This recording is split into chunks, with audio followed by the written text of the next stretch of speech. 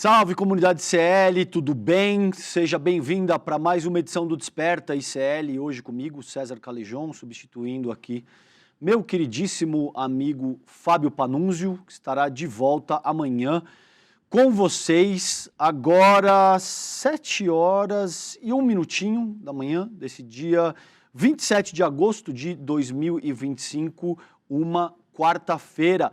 Muita coisa acontecendo, tá? Vamos falar do Jair Bolsonaro, da prisão. Vocês sabem, a gente está na semana que antecede o início, a etapa final, pelo menos ali, do julgamento do Jair Bolsonaro e dos seus asseclas. Vamos falar um pouco do União Brasil e do PP, formando uma federação querendo desembarcar do governo Lula. Vamos falar de Gaza, vamos falar da agressão do senhor Israel Katz, que, se eu não me engano, ele é ex-ministro da Defesa de Israel, atacando o Brasil e a resposta do Itamaraty. Falar desses principais temas do dia hoje, tá bom? E para começar, umas 7 horas e 2 minutos, você que está acordando agora na sua casa, aí dá uma olhadinha na sua sala, se tem algum policial federal sentado aí na sua sala. Vai lá que eu espero. Não tem? Talvez porque você não tenha cometido nenhum crime e, posteriormente, não tentou também intimidar o sistema de justiça nacional, tá? Então, é por isso que não tem um policial federal sentado na sua sala fazendo o monitoramento, você que estaria aí com uma tornozeleira no pé. É o caso do Jair Bolsonaro. Ei, boa quarta-feira, então, para vocês que estão numa situação muito melhor do que o Jair Bolsonaro. Vou chamar já o Alex Samurim, queridíssimo. E aí, Alex, tudo bem, querido? Bom dia, Calejon, tudo bem? Seja bem-vindo novamente, prazer e uma ótima quarta-feira para nós. Vamos nessa. Querido, prazer é todo meu. Você já deu uma olhada na sala da sua casa hoje? Tinha algum policial federal sentado lá? Não. Madrugada? Não tinha, né? Porque você não é um criminoso. Olha aí que legal. É só não tentar dar golpe de Estado que a casa não cai, né, Alex? Sim, você pode fazer suas funções tranquilamente, sem ter medo de ser preso, o Calejão. Não é mesmo? Sim. Cara, vamos fazer o seguinte, eu vou fazer a previsão do tempo aqui, e aí já te chamo pra gente passar pelas novidades do futebol aí, pode ser? Perfeito, vamos nessa, bom programa e vamos nessa, Calejão. Vamos com tudo. Bom, olha só, gente, alerta amarelo. As chuvas intensas previstas para 8 estados brasileiros, isso segundo o INMET, que é o Instituto Nacional de Meteorologia. Isso aqui foi publicado pela BBC News Brasil há pouco mais de meia hora. Então o INMET divulgou hoje, quarta-feira, dia 27, um alerta amarelo de chuvas intensas e ventos fortes para diferentes regiões do país. O aviso atinge áreas dos estados do Amazonas, Roraima, Paraná, São Paulo, Santa Catarina, Mato Grosso do Sul, Bahia e Sergipe. Segundo o órgão, a previsão é de chuva com volume acumulado entre 20 e 30 milímetros por hora. Isso é muita água, tá bom? Podendo chegar a 50 milímetros em um único dia, além de ventos com rajadas de até 60 quilômetros por hora. Os riscos associados incluem alagamentos pontuais, queda de galhos de árvores, descargas elétricas e interrupções temporárias no fornecimento de energia elétrica. Aqui em São Paulo cai muita árvore. O Ricardo Nunes é um cara que não faz poda de árvore. A poda das árvores, considerando a gestão do Ricardo Nunes, é raio, é vento, é chuva. E aí as árvores caem, causando toda sorte de estrago e prejuízo, às vezes com perdas de vidas humanas, enfim. É um caos isso, pelo menos aqui em São Paulo, tá? A recomendação é que a população evite se abrigar debaixo de árvores durante rajadas de vento, não estacione veículos próximos a placas ou torres de transmissão e evite o uso de aparelhos eletrônicos ligados à tomada. Em caso de emergência, devem ser acionados a Defesa Civil 199 e o Corpo de Bombeiros 193. Guardem esses números, tá? Defesa Civil 199, Corpo de Bombeiros 193, tá? Então é isso, tem alerta de chuva forte, rajada, vento, fiquem atentos, principalmente nesses estados, tá? Amazonas, Roraima, Paraná, São Paulo, Santa Catarina, Mato Grosso do Sul, Bahia e Sergipe. Se você me escuta de alguma dessas localidades, atenção, porque a gente deve ter chuva, vento forte e possivelmente estragos correlacionados, tá bom? Alex, como é que tá a questão do futebol aí, cara? Tem alguma novidade importante? O que você traz pra gente? Então, Calejão, hoje começa as quartas de finais da Copa do Brasil. E nisso preparei uma tela pra gente falar sobre os jogos de hoje, hein, Calejão? Vou colocar aqui na tela pra gente verificar. Então, Calejão, hoje teremos o jogo entre Atlético Mineiro e Cruzeiro 7h30. Esse clássico mineiro, muito famoso e muito polêmico. Então, vai começar essas quartas de finais da Copa do Brasil. E às 9h30 teremos Atlético Paranaense e Corinthians. E teremos também Vasco da Gama e Botafogo, outro clássico carioca, para finalizar esse início de quartas de finais da Copa do Brasil. Então é algo que vai começar essa fase. Infelizmente, Calejão, o meu Verdão não estará, foi eliminado pelo Corinthians, e eu estarei torcendo para o Atlético Paranaense hoje tentar ganhar. Eu sei que será difícil, porém vamos tentar torcer e secar um pouquinho para essa vitória do nosso furacão, Calejão. Boa, mas o seu Palmeiras tá bem, né? Eu tenho acompanhado aí, quase sempre ganha, me surpreendeu agora, eu não acompanho futebol tão de perto assim. Mas me surpreendeu, porque tudo que eu vejo do Palmeiras é o Palmeiras ganhando, levando o título. Tá bem o Palmeiras ultimamente, não tá, Alex? Sim, Calejão. Lembrando que o Palmeiras passou por uma má fase na eliminação pro Corinthians. A gente perdeu de 1-0 lá na Neoquímica Arena. E aqui no Allianz Parque a gente pensou que ia tentar reverter o placar, porém a gente perdeu de 2-0 naquela ocasião. E depois disso o Abel conseguiu refazer o esquema tático e o ataque com Flaco Lopes e Vitor Roque funcionou bem. E os dois em 5 jogos já fizeram 7 gols e deram 3 assistências, tanto que na segunda-feira o Vitor Roque deu 2 assistências pro Flaco Lopes e o Flaco Lopes marcou 2 gols naquela vitória de 3-0 do Sport. Então é uma boa fase do Palmeiras que tá passando, porém a gente foi eliminado pro Corinthians e caiu muito cedo na Copa do Brasil, que a gente pensava que ia chegar pelo menos na semi ou quartas de finais. Boa, querido. Valeu, Alex. Valeu, bom, Calejão. gente, valeu, querido. Vamos seguir aqui então, 7h08. Bom dia para você que chega agora, desperta ICL hoje comigo, substituindo o Panunzio. O Panunzio estará de volta com vocês amanhã. Nesses 8 primeiros minutos, fiz a previsão do tempo, possibilidade de chuva e vento forte em alguns estados da federação. E o Alex Amorim, como é de praxe, fez aí o arrazoado do futebol, tá bom? Então vamos para algumas das pautas centrais que eu vou trabalhar com vocês hoje aqui no Desperta, direto para o nosso site iclnoticias.com.br. Vocês sabem, sob o comando do queridíssimo Chico Alves, o nosso site traz as últimas notícias, tudo que é artigo de opinião, um time de craques sob o comando do Chico Alves, organizando o que tem de melhor no jornalismo para vocês, tá bom? Então vamos lá. Primeira notícia do iclnoticias.com.br: a oposição quer blindar super ricos e inviabilizar isenção de imposto de renda de quem ganha R$5.000, tá? Resumo dessa história toda e aí a gente vai ler a notícia junto. Vocês lembram? Há pouco mais de 10 anos, em 2014, Aécio Neves perde a eleição para Dilma Rousseff por uma margem pequena, se eu não me engano de cabeça assim, coisa de 2 milhões de votos. A partir dali, o PSDB, Aécio, essa gente, a dita social-democracia, na época, muito entre aspas, começa a estimular um Botafogo na República. Eles começam a botar fogo na República. A gente sabe tudo o que acontece a seguir. Vem a Lava Jato, na esteira da Lava Jato vem o bolsonarismo e tal. Na ocasião, a estratégia dessa gente foi utilizar pauta-bomba, né? E agora é mais ou menos por aí também. A oposição vai tentar, deve passar a questão do IR, mas o que está em jogo aqui é a compensação. Da onde você vai tirar? Porque se você não tirar das classes mais abastadas, você não tem uma questão redistributiva de fato. Isso se transforma num tipo de renúncia fiscal, digamos assim.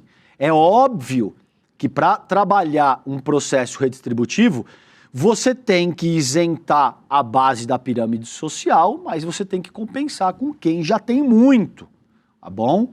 E o que isso significa? Mexer na tributação de 140 mil pessoas para beneficiar, que já são multimilionárias. Essas 140 mil pessoas, gente, é gente que anda de jatinho, iate, enfim, paga 2, 3 mil reais por uma refeição. É disso que a gente está falando, tá bom? Não estou te falando do pequeno empresário que montou uma loja de capinha de celular no Sacomã e vai ganhar 10 mil reais por mês líquido, tá bom? É coisa de gente que tem muita grana. Então, quando seu amigo vier, já paga muito. Não, não é com você. Não é com você. Esquece esse papo furado, tá bom? Essas 140 mil pessoas, gente que tem muita grana, portanto, vai pagar um pouquinho mais para que 20 milhões de pessoas sejam beneficiadas, a maior parte dessas tendo isenção de imposto de renda. Então é isso que está em jogo. Naturalmente, a gente tem uma parcela significativa, infelizmente eu tenho que dizer isso, acho que é a maior parcela hoje da Câmara Federal, querendo tirar a tributação dos super ricos. A gente viu, vocês lembram, a gente trouxe aqui no ICL, o Ciro Nogueira, numa fala com o grande capital financeiro, acho que aqui em São Paulo foi isso, dizendo que não, vamos mexer nisso, tá? Vai passar a isenção do IR, mas a gente vai mexer porque não dá para onerar e tal. Ele foi explícito nesse sentido. Então o resumo da ópera do que a gente vai ler agora é isso aí, né? Deve passar a isenção do IR até 5 mil reais, até porque ano que vem tem eleição, ficar contra isso custa muito caro politicamente, mas a direita vai se articular para que a compensação não venha das classes mais abastadas do país e, nesse processo, organizar uma pauta bomba para o governo federal, que se vê às voltas com ter que fechar as contas, tá bom? Então, vamos lá, a oposição quer blindar super ricos e inviabilizar isenção de imposto de renda de quem ganha até 5 mil reais. Centrão e oposição tentam frear a taxação dos super ricos, enquanto o governo pressiona para pautar a isenção do IR. Esse texto é do nosso queridíssimo Kleber Lourenço. Kleber que sempre tem um furo, eu chego aqui na redação e falo, e aí, qual que é aí a boa de hoje? E ele está sempre ali apurando, ligando, conversando. Esse texto é dele, Kleber Lourenço. A proposta de isenção do IR para quem ganha até 5 mil reais transformou-se em um campo de disputa sobre quem bancará a medida. De um lado, o governo defende que o alívio para a base vem acompanhado de taxação sobre os super ricos, hein?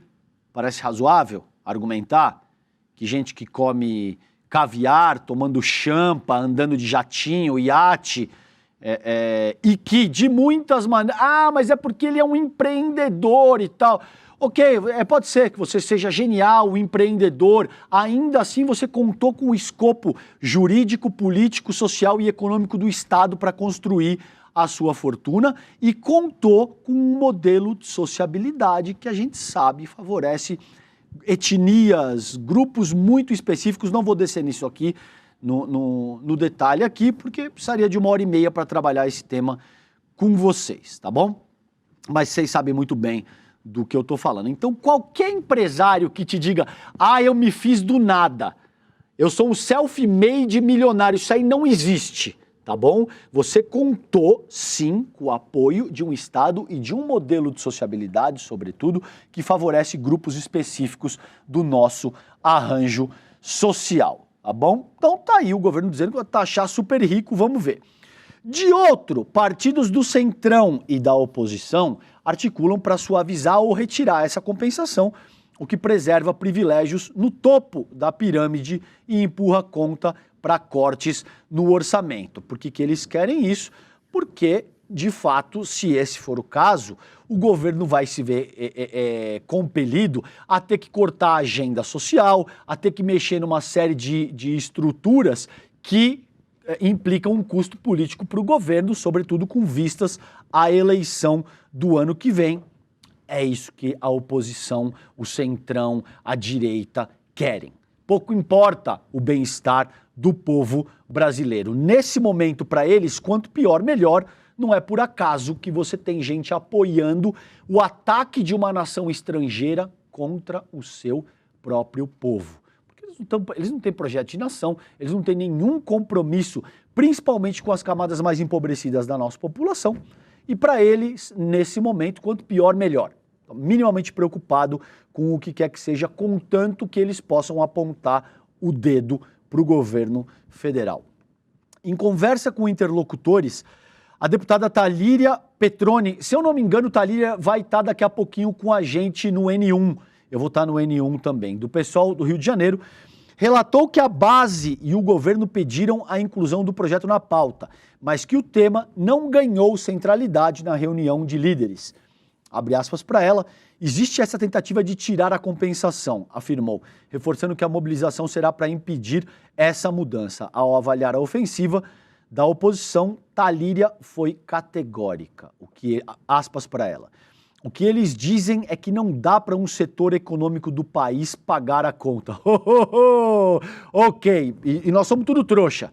Ninguém sabe como o país funciona, ninguém sabe a concentração brutal de renda e patrimônio, uma das mais acentuadas do mundo, tá bom?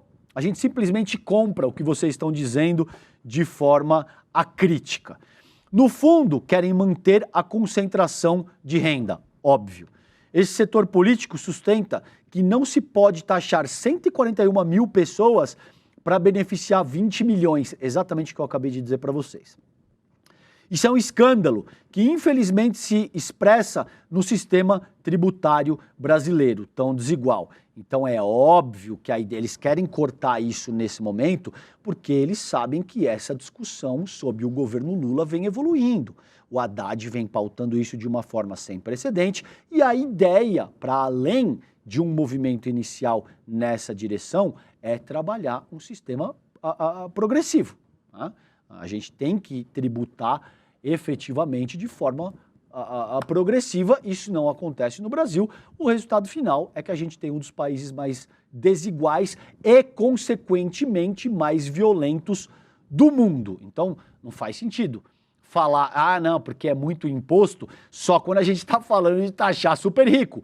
Porque esse povo não reclama quando tem renúncia fiscal na ordem de 800 bilhões, de bola, 800 bilhões de reais. Esse povo não reclama quando tem super salário em todas as áreas do funcionalismo público, mas sobretudo no judiciário, que estouram o teto constitucional. Esse povo não reclama quando quem está sendo atendida já são as camadas mais abastadas do nosso arranjo social. Aí tudo bem.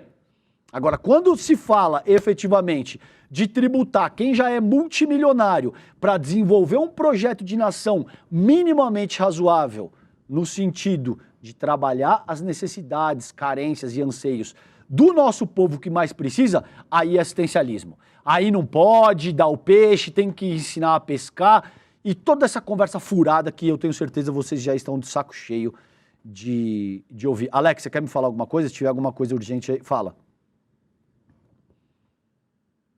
Tá aí, 8h40, Thalíria Petroni vai estar no N1, daqui a pouquinho a gente vai trabalhar essa temática com ela. Nas redes, quem tem sido muito enfático nesse processo também é o Lindbergh Farias, do Partido dos Trabalhadores. Ele convocou uma grande mobilização pela aprovação da isenção com taxação dos mais ricos. Ele acusou o Centrão e oposição de tentar desidratar o projeto ao retirar a tributação das grandes fortunas. Citou o PP e o União Brasil, que formaram uma federação, União Progressista, aliás, veja o nível de paciência que a gente tem que ter, semanticamente falando, para ter que aturar que União Brasil e PP formem uma federação que se chama União Progressista, tá bom? Isso deveria ser proibido, não, eu tô brincando, aí seria censura de fato, mas assim, Que cara de pau dessa gente de se auto-intitularem União Progressista. Veja o nível do progressismo que eles de fato exercem, o União Progressista. Então, são os articuladores, os principais articuladores dessa tentativa de tirar a compensação dos mais ricos, e eles defendem propor cortes de despesas como alternativa, é o que eu disse para vocês. Então, mexer com quem já tem muita grana não pode, mas eles querem, sobretudo, cortar a agenda social, cortar políticas afirmativas, tá bom? Aí eles são super favoráveis. Isenção do imposto de renda já, tributação dos mais ricos, resumiu o Lindbergh Farias. Uma fonte envolvida que conversou com o Kleber Lourenço, diretamente na tramitação, afirmou que o projeto chegou a ser cogitado para a pauta da semana, mas foi retirado por falta de consenso. Segundo essa fonte, PL e PP atuam abertamente para retirar a taxação dos super ricos. A justificativa da oposição é a de que há muito imposto para o povo brasileiro, tá certo? O povo brasileiro que anda de jatinho, iate, comendo caviar e tomando champanhe. É vida dura desse povo brasileiro. Esse é o argumento usado para suavizar a compensação e blindar os mais ricos. Tá? O cenário atual ecoa movimentações reveladas pelo ICL Notícias em abril. Naquele mês, mostramos que, em encontro fechado com investidores promovido pela Legend Investimentos, no auditório do BTG Pactual, o senador, o Ciro Nogueira, evitou se comprometer com a atribuição dos mais ricos. Ele disse que tem que ver essa questão da compensação aí, numa vozinha, vocês precisam ouvir esse áudio, é maravilhoso. É engraçado que essas pessoas, gente, eles falam as coisas mais escabrosas, mais violentas e mais canalhas do mundo, mas eles falam isso com uma voz de veludo, sabe assim? Como eu estou falando com vocês agora, temos que analisar e temos que ter muito diálogo e conversa e tal. Muito bem trajados, utilizando ternos, gravatas de seda, sei lá, italiana, eu não entendo lufas disso, mas eles se vestem muito bem, todos muito bem asseadinhos e tal, e com uma voz muito doce. Só que a forma esconde o conteúdo que eles estão manifestando, que é profundamente violento. É o caso desse áudio aí do Ciro Gomes. Ele fala muito baixo, com uma voz muito ponderada e tal. E Hugo Mota, toda essa escola, Eduardo Cunha, Arthur Lira, fazem a mesma coisa. Precisamos ter serenidade, diálogo, muita conversa. Nunca falha. Né? Eles se articulam dessa maneira, mas o conteúdo é profundamente violento. Tá bom? Então tá aí, a gente vai acompanhar esse processo. Essa é uma pauta de suma importância, mas não é só aprovar o IR para R$5.000, a isenção total, e a isenção parcial até 7 mil e tantos reais. Evidentemente, enquanto sociedade, o cerne desse debate tem que ser a tributação em cima, taxação em cima dos super ricos. É gente que já tem demais e não vai ter que mudar uma vírgula no seu estilo de vida nababesco para que 20 milhões de pessoas tenham algum tipo de fôlego, mínimo que seja. Que o cara consiga melhorar um pouco o mercado que ele faz, o cara consiga reformar uma parte da casa, consiga fazer uma viagem pela primeira vez. É esse tipo de coisa, tá bom? Que a gente tá falando, então... Vamos acompanhar esse trâmite no Congresso Nacional, porque é absolutamente importante. Gente, 7 horas e 25 minutos, pontualmente nesse momento. Agora eu vou aqui pro tema que eu sei que vocês estão ansiosas e ansiosos para que a gente trabalhe, que é PF cobra vigilância dentro da casa de Bolsonaro e cita caso Lalau. Veja. Tem uma questão aqui que eu gostaria que vocês se manifestassem no chat aí. Por quê? A tornozeleira, como eu vejo e eu não sou especialista no tema, garante muito pouco. A gente tem casos, né, vários, de gente que tirou a tornozeleira, meteu o pé do país e a justiça brasileira está tendo problema em localizar. Se eu não me engano, tem o Oswaldo Eustáquio, é um blogueiro, se eu não me engano, Eu vou verificar direitinho e confirmo para vocês. Eu acho que ele também estava com tornozeleira e foi capaz de fugir. E, independentemente, existem outros casos. Gente que estava com a tornozeleira, tirou a tornozeleira e meteu o pé. Então, até aqui, usar a tornozeleira significa muito pouco. Por quê? O cara pode tirar a tornozeleira. Ah, César, mas a casa dele está monitorada. Tudo bem, mas e se esse cara de alguma forma tira a tornozeleira, se mete no porta-mala do carro de um vizinho e foge? A PF vai ficar monitorando carro por carro? Vai mandar as pessoas abrirem o porta-mala para ver? Deixa eu ver o que... Complicado. Então, tá aí, a ideia é que ele seja monitorado dentro da própria casa. Esse texto também é do Kleber Lourenço. Diz ele, a Polícia Federal enviou um ofício ao ministro Alexandre de Moraes em que alerta para a fragilidade do monitoramento eletrônico do Bolsonaro. O documento, assinado pelo Andrei Passos Rodrigues, que é o diretor-geral da PF, ontem, isso aí, detalha as limitações da tecnologia utilizada no sistema de tornozeleira e enfatiza que o mecanismo sozinho não é capaz de impedir uma eventual fuga. Todo mundo sabe que o Jair Bolsonaro está planejando fugir. Eu vou deixar isso gravado aqui, tá bom? Todo mundo sabe, há meses. Esse cara foi dormir 2 dias na Embaixada da Hungria, ele verbalizou efetivamente que ele buscaria asilo político porque ele se entende um perseguido, ele disse isso. Não precisa ser um gênio para concluir que em algum momento vai acontecer. Esse cara, a Embaixada dos Estados Unidos fica 10 minutos de carro da casa dele. Vocês podem imaginar que ele está esperando uma única brecha para se meter na embaixada, começar a fazer um discurso de vítima, perseguido político e meter o pé para os Estados Unidos. Caso isso aconteça, isso vai caracterizar o maior processo de desmoralização, não só do Alexandre de Moraes, não só de todos os ministros do STF e do STF como instituição, mas de todo o sistema de justiça nacional, tá bom? Ao encontro, por exemplo, do que... Fala, Alex, você quer... Não tem problema, querido. Qualquer coisa de urgente e tal, você me interrompa no ar que a gente... Há exemplo do que acontece, por exemplo, com Rodrigo Constantino, com Alan dos Santos, com Paulo Figueiredo, quem mais? Eduardo Bolsonaro. Se o Jair Bolsonaro conseguir fugir, será trágico para todo o sistema de justiça nacional e para o Brasil enquanto República Federativa.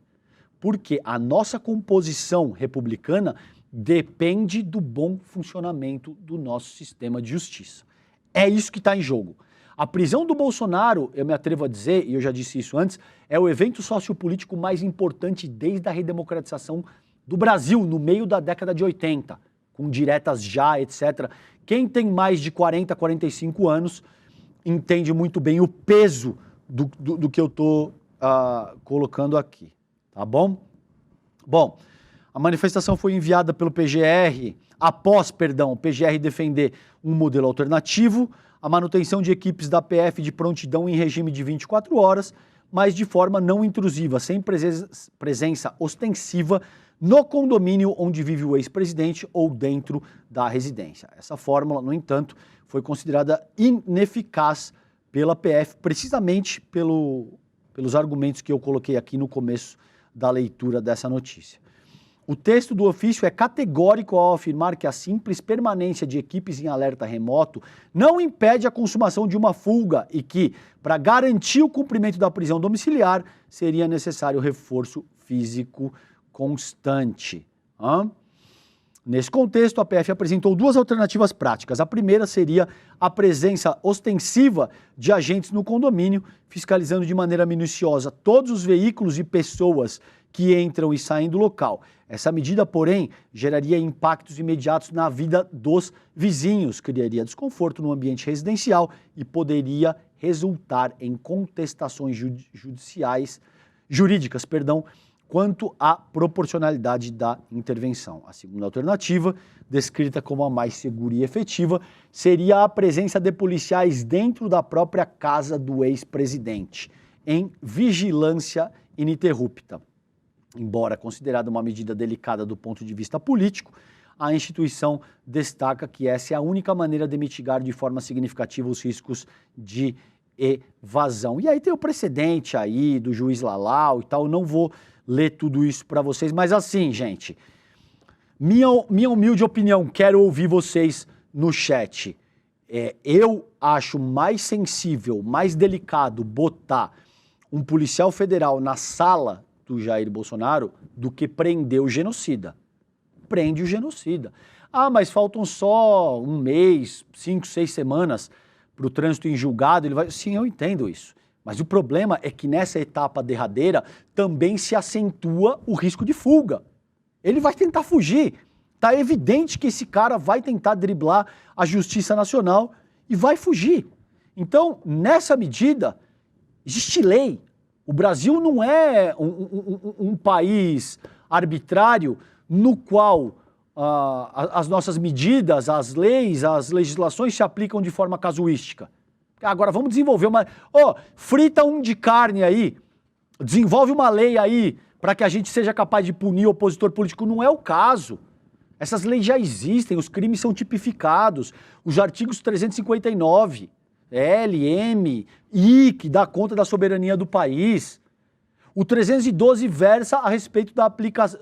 312 do Código de Processo Penal, do CPP, versa a respeito da aplicação da preventiva. Quando existe atentado contra a ordem econômica, a ordem civil do país, quando existe a possibilidade de tentar evitar a aplicação da lei penal, a possibilidade de fuga, tudo isso está mais do que posto, está escancarado. O Bolsonaro fez tudo isso. Então, se isso não enseja a prisão preventiva dele, bom, difícil saber para que serve o 312 do CPP. No mais, já a situação está posta.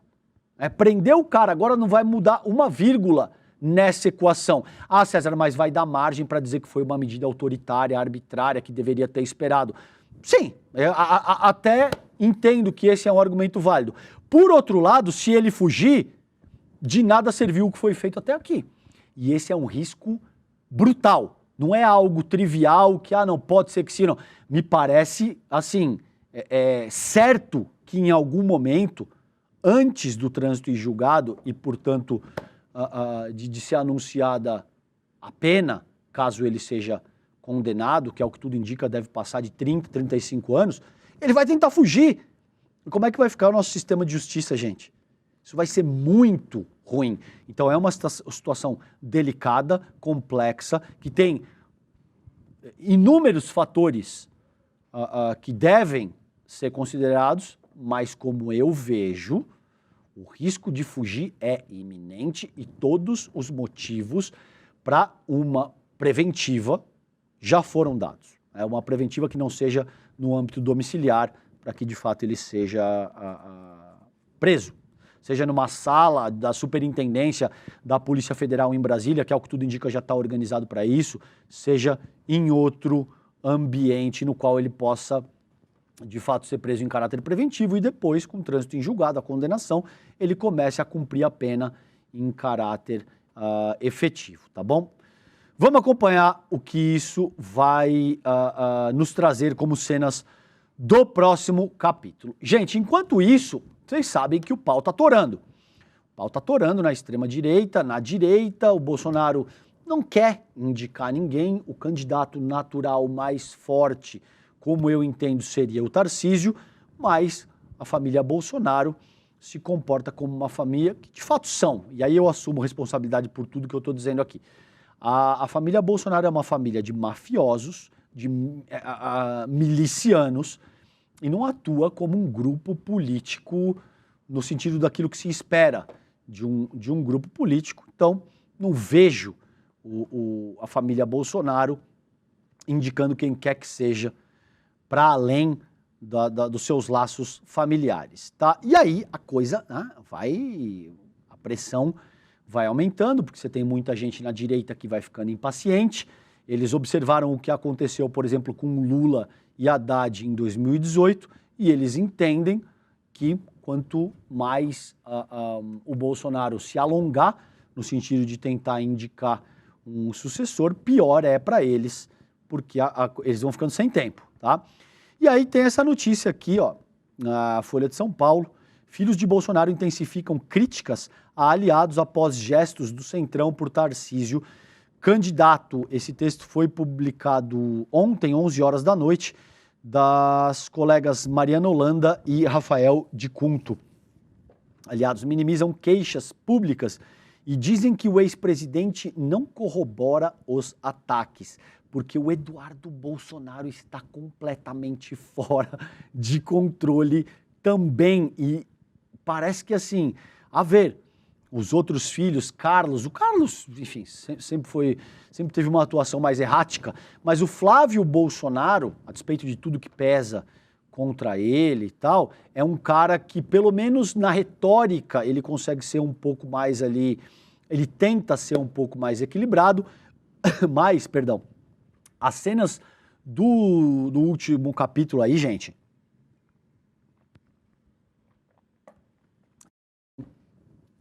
complicou demais a atuação do Flávio, porque o Flávio andou falando em bomba atômica contra o Brasil, comparou Hiroshima e Nagasaki, falando que... Então, assim, um senador da República, tá?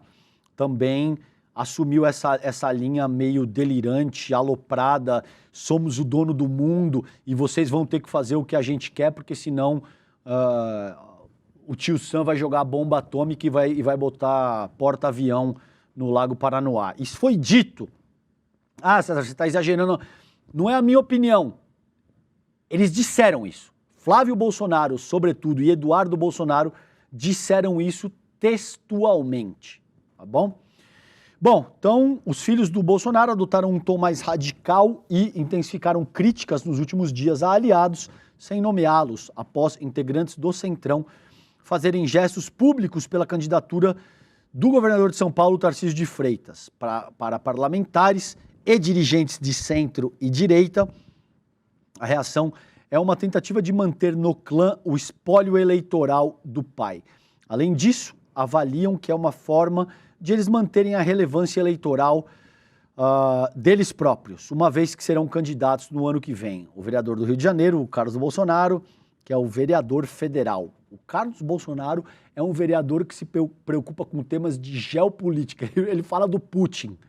Ele não sabe como é que está o asfalto, ele não fiscaliza o executivo municipal da região dele, ele não dá uma olhada nas pracinhas, como é que está, nada. O Carlos Bolsonaro é um cara que se preocupa com o Putin e com a extrema-direita global, tá bom? É o vereador mais internacional que não exerce a função para a qual ele foi eleito do mundo. Então, o Carlos e o Eduardo atribuem a movimentação em prol de Tarcísio ao sistema. Papo furado, meu Deus do céu. É inacreditável, gente, que ainda tenha alguém que caia no papo antissistema do bolsonarismo. Uma família que viveu a vida inteira literalmente mamando na teta do Estado. Figuras como Carlos e Eduardo viveram a vida inteira debaixo da asa do pai, exercendo funções que o papai dele arrumou para eles, tá bom? E ainda assim, você tem a cara de pau de falar esse tipo de coisa, sabe? Enfim, bora. Para eles a culpa é do sistema e eles criticam o que vem como oportunismo às vésperas do julgamento da trama golpista no STF, que pode condenar Bolsonaro a mais de 40 anos de cadeia. Diz aqui o Carlos Bolsonaro, abre aspas, o problema é a completa falta de humanidade diante do que está ocorrendo com o que...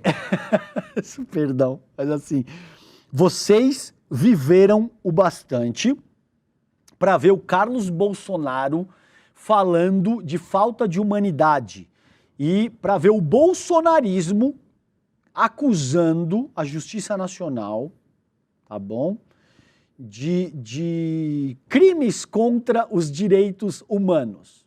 essa gente aí, que utiliza a camiseta do Brilhante Ustra, que tem como, liderança principal um sujeito que dizia ser a favor da tortura, que a ditadura teria que ter matado outros 30 mil, começando pelo FHC, que era o presidente da República na ocasião, e gente que disse que não precisaria nem de um jipe para fechar o STF, bastava um cabo e um soldado. Essa é a gente que se faz de vítima nesse momento agora. Tá bom para vocês? Bom, então o problema, segundo Carlos Bolsonaro, é a completa falta de humanidade diante do que está ocorrendo com quem os possibilitou a alçar voos numa imposta situação vexatória junto de outros milhares e milhões de brasileiros, enquanto fingem normalidade, exatamente no momento em que o STF prepara o maior teatro já visto na história do Brasil. Não tem nada de teatro, seu pai cometeu um crimes no plural, entre eles tentativa de golpe de Estado, tentativa de subverter o funcionamento do nosso Estado Democrático de Direito, associação armada criminosa, ataque contra o patrimônio tombado, etc, etc, etc. Múltiplos crimes. Além disso, né, ele tentou coagir o nosso sistema de justiça no curso do processo. Isso é outro crime e existem outros crimes que ele também cometeu. Aí ele está sendo julgado pelos crimes que ele cometeu. E nesse processo ele teve a presunção de inocência, acesso ao contraditório, direito à ampla defesa, ele teve direito de constituir defensores legais que estejam aptos a exercer a defesa dele. Qual o teatro? Vocês esperavam o quê? Que vocês são a família ungida por Deus que pode cometer toda sorte de crimes e que vocês iriam passar incólumes, por esse processo? Negativo, meu caro. Aqui é uma república federativa, tem lei, tá bom? Não tem nada de teatro e o seu pai está sendo julgado. Se ele for condenado, ele vai para cadeia. Tá? Aí segue aqui, abre aspas, o Eduardo. Se queixou de pessoas que falam em substituir seu pai na corrida eleitoral e essas mesmas pessoas ainda dizem que é para o bem de Bolsonaro. Se houver necessidade de substituir o Jair Bolsonaro, isso não será feito pela força nem com base em chantagem. Ô Eduardo, então pera um pouco, quer dizer que você não acha legal chantagear os outros? Não é bacana, né? Quando você é o alvo da chantagem, segundo o que você está colocando aí não é legal. Aí você gostaria de estabelecer um diálogo mais produtivo e menos intimidatório? Entendi. Porque até onde a gente sabe, me parece que você está tentando chantagear o Brasil para que seu pai não seja preso. Talvez eu tenha entendido errado. Se houver necessidade de substituir o Jair Bolsonaro, isso não será feito pela força nem com base em chantagem. Acho que já deixei claro que não me submeto a chantagens. Ai, desculpa, gente, mas ele é muito tapado. Qualquer decisão política será tomada por nós. Não adianta vir com o papo de única salvação, porque não iremos nos submeter. Então, com base nisso que você acabou de dizer, que você não se submete a chantagens e de que você não vai se submeter, eu espero encarecidamente que você entenda que esse também é o caso do Brasil enquanto nação. O Brasil não vai se submeter à sua chantagem, tá bom? E a gente não aceita esse tipo de expediente querendo nos intimidar. Como você também funciona dessa mesma maneira, eu tenho certeza que você vai entender, tá bom? É inacreditável. Não há ganho estratégico em fazer esse anúncio agora, há poucos dias do seu injusto julgamento, tá bom? Então tá aí os dois mais aloprados nesse momento, apesar do Flávio também tá bem aloprado. Então com esse papinho furado aí. Gente, aí aqui eu quero trazer para vocês o seguinte, ó. Tem 15 minutinhos finais. tem muita coisa para trabalhar e eu vou só pontuar aquilo que eu acho mais relevante, depois a gente vai para o N1, esses temas também serão trabalhados no N1. Como Eduardo virou uma figura de poder capaz de influenciar a Casa Branca? Esse texto é da Letícia Casado e da Mariana Sanches, colegas do UOL. Isso foi publicado agora há pouco, hoje cedo, pouco mais de 2 horas atrás no UOL. Né? E diz o texto, quando anunciou que iria morar nos Estados Unidos, 18 de março, o deputado federal Eduardo Bolsonaro deu continuidade a um caminho pavimentado ao longo de quase 10 anos para se aproximar de líderes da extrema-direita global e investir principalmente na relação com pessoas próximas a Donald Trump, tá? Então, eu trouxe isso aqui para vocês pelo seguinte, gente, só quero fazer uma ponderação rápida, que é, o Eduardo Bolsonaro e, sobretudo, Paulo Figueiredo têm acesso ao, digamos assim, talvez segundo escalão, terceiro escalão da Casa Branca, da burocracia estadunidense, sobretudo de tecnocratas estadunidenses. Isso é fato. Mas eu acho que a gente tem que tomar um certo cuidado nessa análise para não superestimar a posição do Nepo Baby do golpismo nacional. Ambos são Nepo Babies do golpismo nacional, porque figuras como Eduardo e Paulo Figueiredo não tem nada de muito significativo a contribuir. Eles não se destacaram no debate público porque são excelentes oradores, porque são maravilhosos teóricos, porque são lideranças políticas. Eles se destacaram e estão onde estão hoje porque as suas respectivas famílias são famílias de cariz autocrático e de que participaram efetivamente do golpismo nacional. É por isso que eles estão onde eles estão, porque eles são filhos de determinadas pessoas. Você pegar a produção, por exemplo, intelectual do Figueiredo, você não vai achar nada você vai achar crime, você vai achar falcatrua, enfim, tudo isso tem. Você não vai achar nada de muito significativo que seja capaz de justificar porque ele conseguiu conquistar algum nível de protagonismo e conseguiu se inserir no debate público. Tanto ele quanto o Eduardo estão onde estão porque são herdeiros do golpismo nacional. São nepo babies do golpismo, da truculência, dos assassinatos, dos estupros, que principalmente aconteceram durante o regime militar nesse país. Então é verdade que eles têm algum acesso à Casa Branca? É verdade. Né? Mas isso se dá nesse momento muito por conta dos objetivos do regime estadunidense, considerando o Brasil. Quais são os objetivos do regime estadunidense? De forma muito resumida, desarticular a configuração dos BRICS, impedir o avanço da China na América Latina, principalmente com o Porto de Xangai no Peru, com investimentos que estão e serão aprofundados, estão sendo feitos e serão aprofundados no Brasil, etc. Então tem uma questão geopolítica muito profunda que remete a essas estruturas e que remete ao controle da maior reserva de água doce do mundo, minerais terra rara, o controle societário da segunda maior democracia das Américas, etc, etc, etc. A gente, de novo, precisaria de um programa único e exclusivamente para trabalhar essa temática. Mas os Estados Unidos têm interesses no controle do Brasil e perceberam nessa questão bolsonarista, no pleito do Eduardo Bolsonaro e do Paulo Figueiredo, uma oportunidade ímpar de instrumentalizar essa gente para dizer que o Brasil é um país autocrático, que não tem democracia, que infringe direitos humanos e, com base nisso, com base nesse processo de criminalização do Brasil, estabelecer um processo de guerra híbrida contra o nosso país. Esse processo de guerra híbrida tem múltiplas dimensões, entre elas, utilizar sanção econômica, utilizar níveis de desestabilização social. A CIA, principalmente, é muito boa nisso.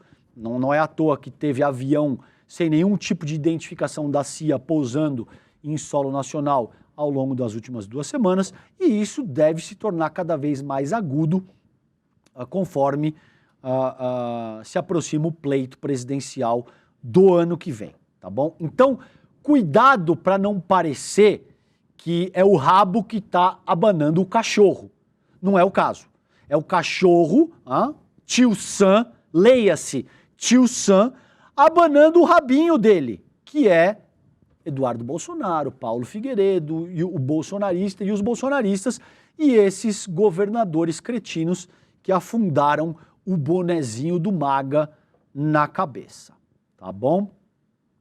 Gente, nesses 10 minutinhos finais aqui, eu quero só deixar o registro aqui brevemente, Alex. Esse texto é da Daniele Brant, tá na Folha também. União Brasil diz que deixa ministérios quando o PP entregar comando da Caixa. A aposta é que o PP não terá coragem de peitar Lira, responsável pela indicação do presidente do banco. Então, muito brevemente, porque eu quero pautar isso para que a gente fique de olho nesse processo, diante de pressão da cúpula da recém-oficializada Federação União Progressista, pelo desembarque do governo Lula, integrantes do União Brasil defendem que o partido entregue seus ministérios quando o PP deixar o comando da Caixa Econômica Federal. Hoje, o Banco Público é presidido por Carlos Antônio Vieira Fernandes, nome indicado pelo ex-presidente da Câmara dos Deputados, o Lira. Ele substituiu no cargo a Rita Serrano, quadro ligado ao PT. O União Brasil tem 3 ministérios: turismo, com o Celso Sabino, desenvolvimento regional, com o Valdez Góes, e comunicação, com Frederico de Siqueira Filho. Essas 2 últimas pastas são consideradas indicações pessoais do presidente do Senado, o Davi Alcolumbre. Além da Caixa, o PP tem ainda o Ministério dos Esportes com o Fufuca. Então, assim, o Lula está subindo o tom. Agora, pela primeira vez, ele disse: não quer? Mete o pé. Porque vocês querem ficar mamando na tetinha do Estado através desse tipo de cargo, enquanto descem a lenha no governo federal e votam sistematicamente contra o governo. Então pede para sair e vai fazer oposição, vai arregimentar os seus quadros, vai fazer política. O que não dá é para ficar nessas, entendeu? Aí o Lula subiu o tom. Acho que começo dessa semana, se eu não me engano, dizendo que quem não quer, peça para sair. É uma situação delicada, é uma situação complexa, a gente sabe que isso remete ao equilíbrio de forças no Congresso Nacional, principalmente na Câmara, que é muito desfavorável ao governo.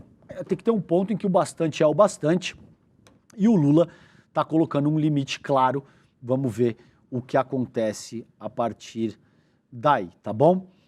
Gente, outro ponto que eu quero deixar registrado aqui com vocês é a questão da fraudes no INSS.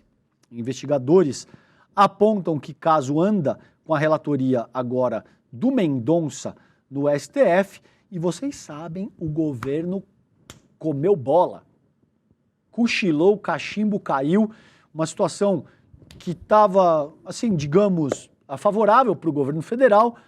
O governo cochilou, questão de quórum mesmo. Onde está? Cadê? Não vai votar? Não, o cara está lá no estado dele. Francamente, sabe? Aí realmente perdeu a presidência, perdeu a relatoria, agora vai ter que aguentar o calor. Porque a gente sabe, essa é uma questão que começa lá atrás, com o Temer, mas, sobretudo por conta do que foi feito durante a Lava Jato, o tema da corrupção é um tema hipersensível para o Lula, para o Partido dos Trabalhadores, para o campo progressista de uma maneira mais ampla, e agora o governo deu essa cochilada, vai ter que se ver as voltas com as consequências. Okay?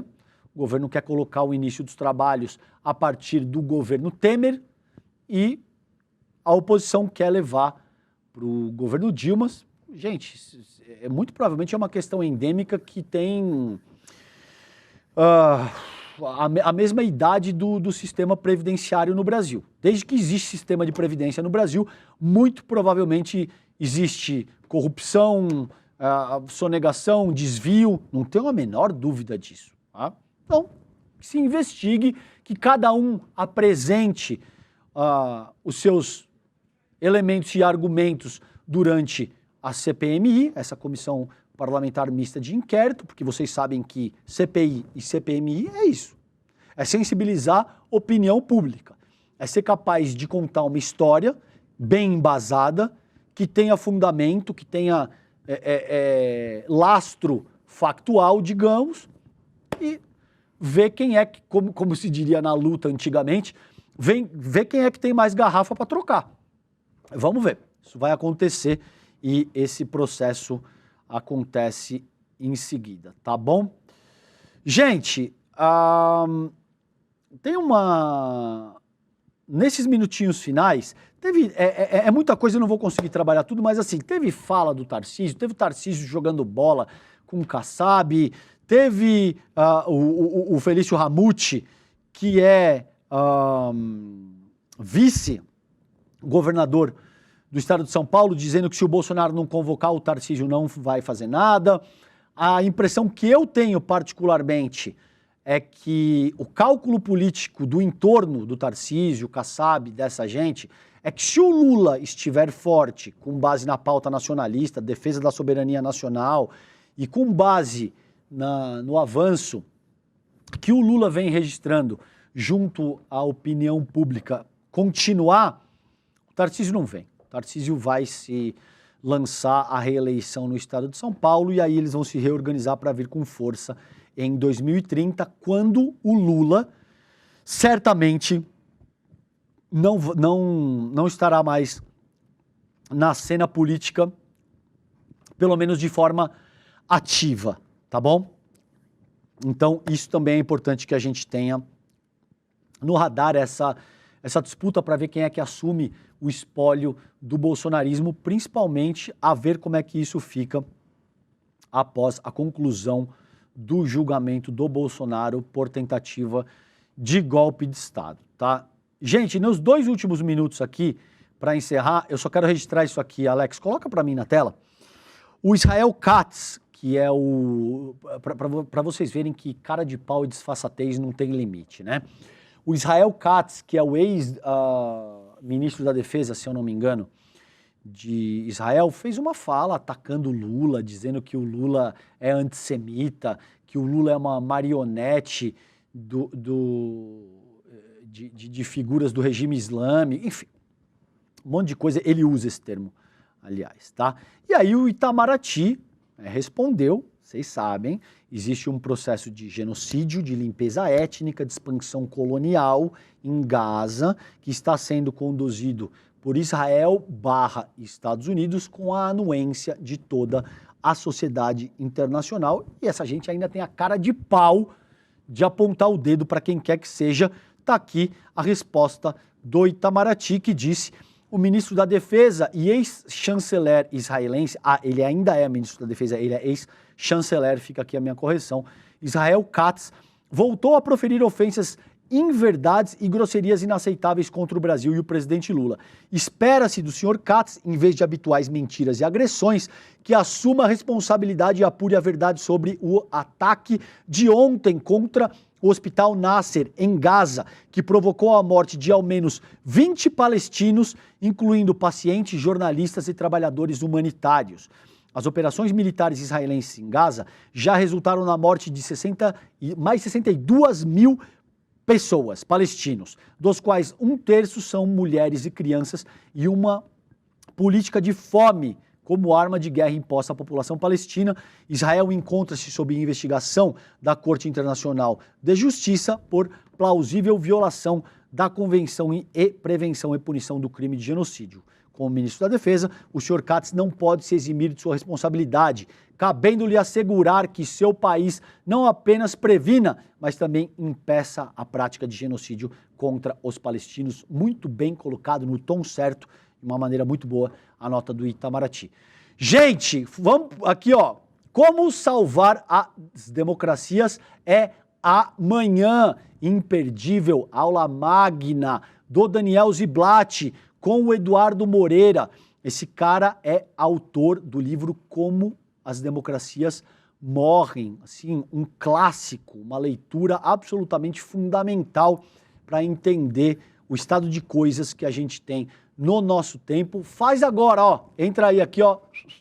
despertaicl.com.br. Inscreva-se por esse link porque está absolutamente imperdível essa aula magna do Daniel Ziblatt com nosso queridíssimo Edu Moreira, tá bom? Gente, com isso eu termino aqui. Beijo grande para vocês. Vocês ficam agora com o ICL Notícias, primeira edição. Daqui a pouquinho eu tô lá com vocês também. Beijos, até já.